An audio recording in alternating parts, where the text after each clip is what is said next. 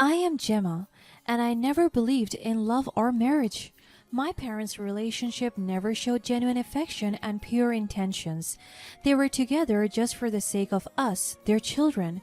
They don't want us to grow up in a broken family, but I wish it had happened that way. Both of my parents were present physically but absent emotionally. Their constant fights drew me back away from them. I saw how they hated each other and were only forced to be together for the sake of us, and it sucks. And I want to avoid following in their footsteps. That is why I vowed to myself that I would never fall in love because love is nonsense, and then I was right. And right before I entered high school, my parents decided to divorce because they realized that their relationship was not working out at all, and the only reason they stayed us, their kids, was not enough for them to stay. My father won my custody and I liked him more, so I stayed with him. He was also one of the people that influenced me with this kind of ideology about not wanting to get married. He told me I do not need a man to succeed and enjoy life. I must learn to love myself when I remember that I will be enough. I followed his advice and it worked for me for a time. Multiple guys tried to date me and even confessed their feelings towards me, but I completely ignored them. I just focused on myself, my growth, and my studies. I enjoyed my youth, lived my life to the fullest, and even experienced the things that changed the course of my life. All the while living my life, I also excelled in my academics. I was leading our class, and this resulted from my not engaging in love as early on. Also, I was very active in school, especially in the student council and sports. Because of that, I got a scholarship from a prestigious university and enrolled in my dream school. While I was in college, my parents were still supportive of all decisions, although they were already separated. I entered college with the same ideology, mindset, and goals as in high school, but I never knew it would change so quickly. From the moment Harold and I met in college, there was an instant connection. He was my classmate and the first friend I made during my first weeks at the university. At first, our friendship was solid until our bond grew deeper and deeper. I realized that I couldn't live a day without him. I couldn't stay still whenever I couldn't see his face, and I couldn't contain the emotions I felt whenever I was with him. That is when I knew I was in love, and he confessed to me that he also felt the same way. We fell in love quickly and our relationship blossomed into something beautiful. He courted me and of course I accepted him. I never knew that I would break my own rules for this man. He was caring, intelligent, responsible, talented, and emotionally mature. I never knew I would fall in love because I was so confident and firm with my decision that I would never engage in relationships. But here I am, a completely different Gemma, in love and filled with happiness. After graduation, I immediately applied for a job and was very lucky to land a good position in a corporate company. Harold was able to start his dream business and I supported him all the way. After 3 years of dating, we finally decided to get married, seal the vow, profess our cum, and start a family together. Harold and I were pleased and content with our life. On top of that, we were immediately blessed with 2 angels. Our early years were filled with happiness and laughter as we raised our 2 children. To most people, we were indeed an embodiment of a happy family. And it is true, both Harold and I are treating each other very well. We are also working hard to provide for our children's needs, doing our best to make a healthy and nurturing environment for our kids. And the 2 of us are deeply in love with each other. I am proud to say that I am in a peaceful, safe, and loving relationship with my loving, supportive, understanding, loyal, hardworking husband. However, I thought everything was perfect. Harold changed my perspective of relationships and marriage because he showed me the good side of it. It is best to say that I was being fooled, or I just fell hard for the deceiving beauty of love, and I overlooked its bad and negative connotations. As the years passed, I couldn't help but notice the changes in my husband. He became distant, preoccupied with work and other activities. Our once passionate love seemed to dwindle, and I felt like I was slowly losing him. I tried to confront him, but he brushed off my concerns, claiming he was just stressed with work. One evening, after putting the kids to bed, I mastered the courage to confront my husband. My heart was pounding and my palms were sweaty. I was so nervous about how this confrontation would end, but I knew it was time to face the truth head on. As I entered the living room where he was sitting, I saw him doing something on his phone. So I took a deep breath and began. "Honey, we need to talk. We can't keep ignoring what's happening between us." He looked up and put his phone aside, and his face was confused. "What are you talking about, Gemma?" I was taken aback because he didn't call me by our sweet endearments. I remained calm and collected by steadying my voice. "You know exactly what I'm talking about. I have noticed the late-night calls, the secretive text messages. I can't help but see all of these subtle signs. So let me ask you this. Are you having an affair?" He got so defensive. "Don't be ridiculous. How could you even think such a thing? Why are you accusing me of that kind of thing? You're being delusional, and I've been busy with work. You're overreacting." "Harold, I'm not blind. I have seen the signs and I deserve the truth. Please don't insult my intelligence by denying it." "I can't believe you're accusing me like this. You're paranoid, Gemma, and it's driving us apart." I'm trying my best to hold back my tears. I don't want to appear weak. No, Harold, your actions are driving us apart. I have tried to ignore it, hoping it would disappear, but it's tearing me apart. I need honesty from you. "If you weren't so distant all the time, I wouldn't have needed to ignore you as well." Distant? I have been trying to connect with you and you have been pushing me away. You stopped communicating with me a long time ago. "That's not true. You've changed, Gemma. You're not the woman I married anymore." Maybe I have changed. The years of feeling unappreciated and disrespected have taken their toll on me, but that doesn't justify what you have done. Oh, spare me the drama. You're blowing this out of proportion. I'm tired of your nagging and your constant need for attention. I don't nag, Harold. I'm trying to save our marriage and it takes two people to make it work. I deserve respect, loyalty, and love, just like anyone else. Well, maybe you don't deserve anything. If you can't handle it, then perhaps we should end this. Is that what you want, Harold? To throw away everything we have built together? I don't know anymore. I need space to think. Fine.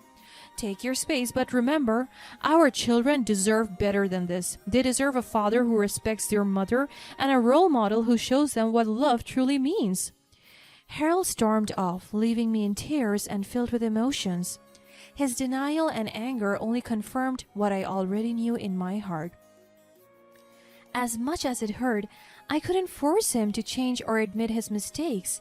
I realized I needed to focus on my well-being and our children, even if it meant facing the painful truth alone.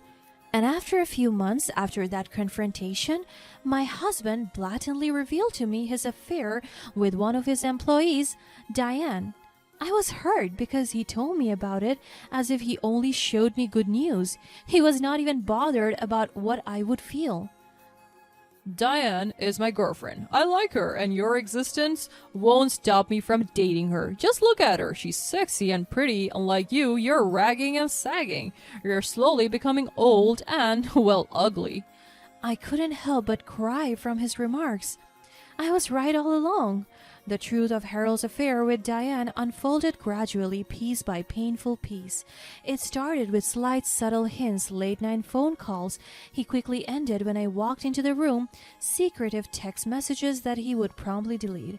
I tried to ignore the signs, hoping against hope that I was mistaken, that my suspicions were baseless.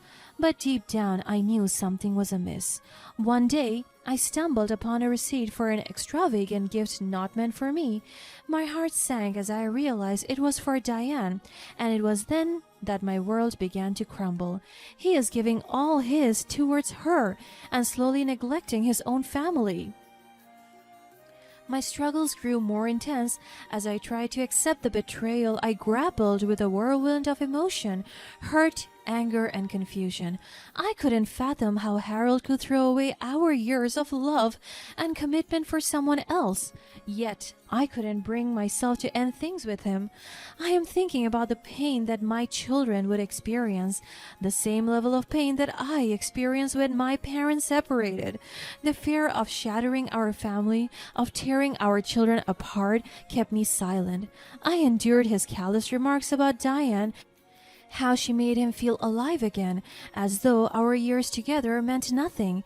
And it feels like I'm living in my parents' failed marriage, and that hurt me the most. I tried to guard myself against this moment, but I let my walls down and allowed Harold to enter my life. And look at what he did. He ruined me. He destroyed our family. I sought solace in friends and family, pouring my heart out to those I trusted. They advised me to divorce Harold, to demand answers and respect, but every time I tried to do it, the words stuck in my throat and I retreated into my shell. But I realized I'm still Gemma, the intelligent, courageous, and independent woman.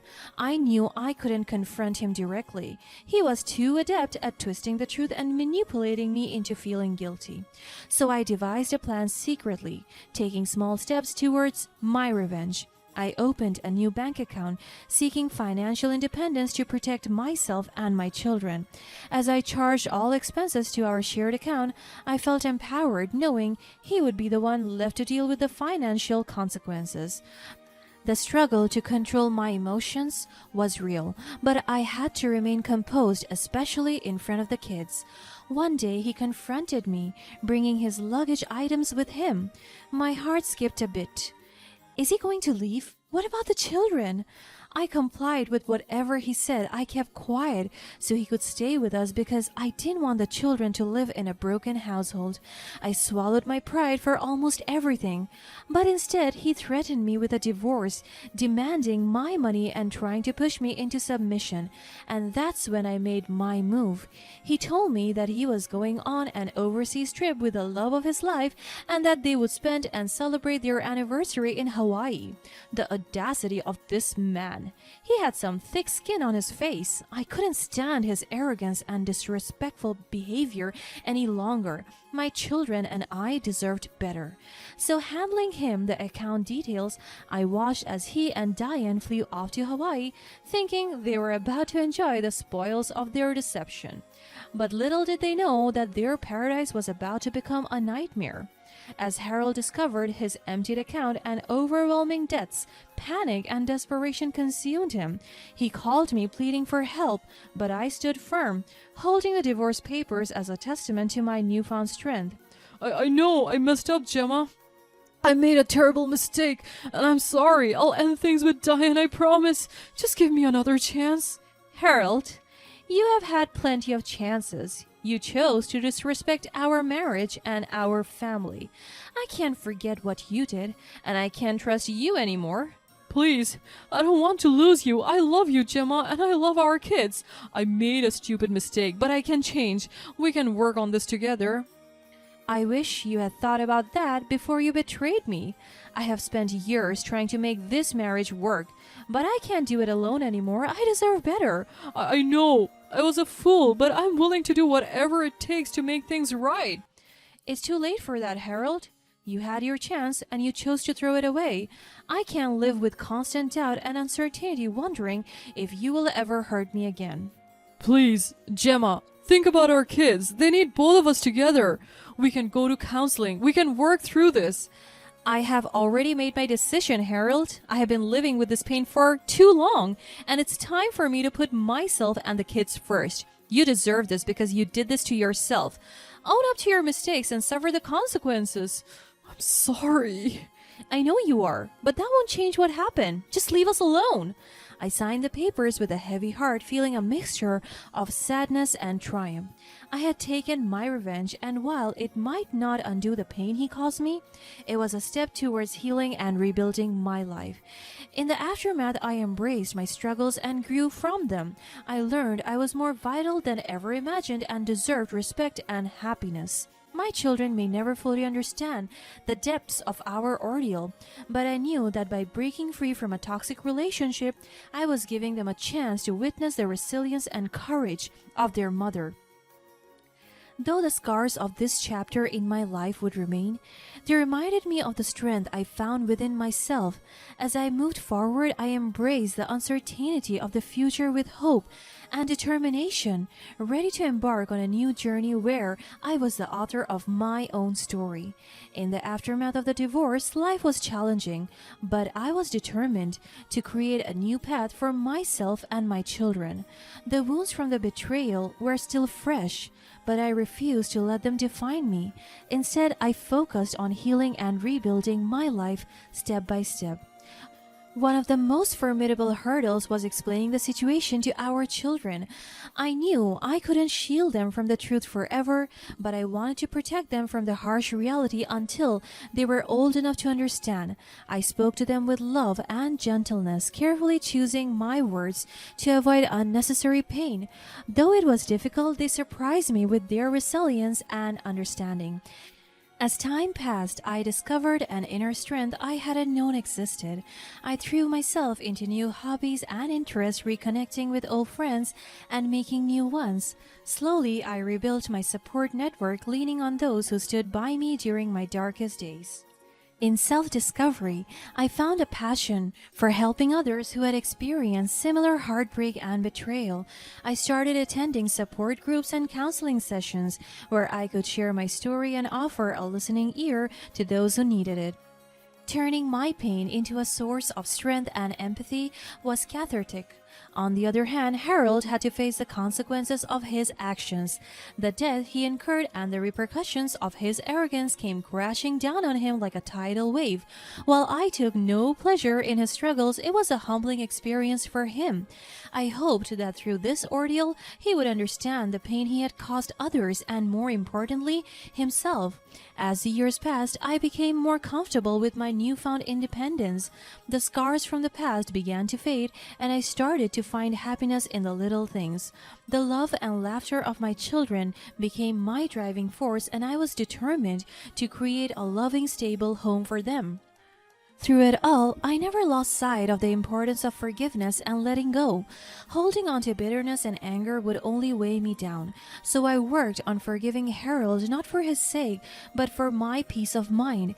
It was a process that required time and patience, but it was worth it.